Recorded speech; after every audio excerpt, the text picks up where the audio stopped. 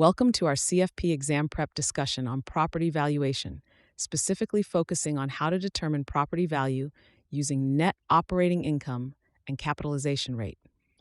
This topic frequently appears on the exam and often trips up test takers due to its deceptive simplicity. Let's break down the core concept. Property value can be determined by dividing the net operating income by the capitalization rate. This relationship is expressed as property value equals NOI divided by cap rate. While this formula seems straightforward, understanding each component is crucial for exam success. Net operating income, or NOI, represents the annual income generated by an income-producing property after deducting operating expenses but before considering debt service, income taxes, and capital expenditures.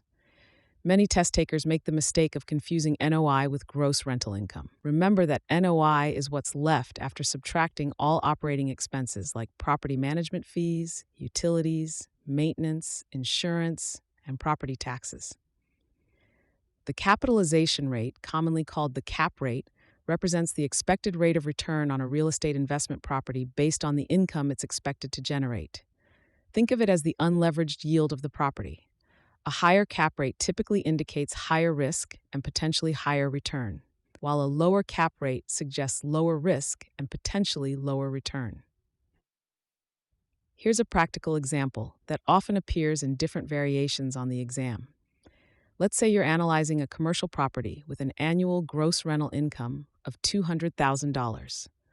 Operating expenses total $80,000 annually, resulting in an NOI of $120,000. If comparable properties in the area are selling at a 7% cap rate, the property value would be $120,000 divided by 0.07, equaling approximately $1.71 million. A common mistake students make on the exam is using the wrong numbers in the formula.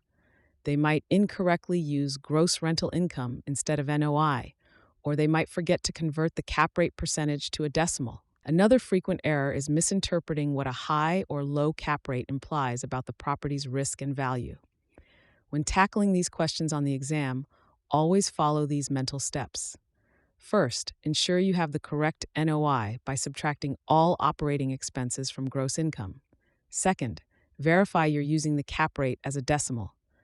Third, double-check that your final answer makes logical sense given the property's characteristics. The exam might also test your understanding of how changes in NOI or cap rate affect property value.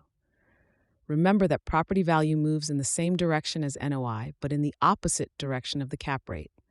If NOI increases while the cap rate stays constant, the property value increases. Conversely, if the cap rate increases while NOI remains the same, the property value decreases.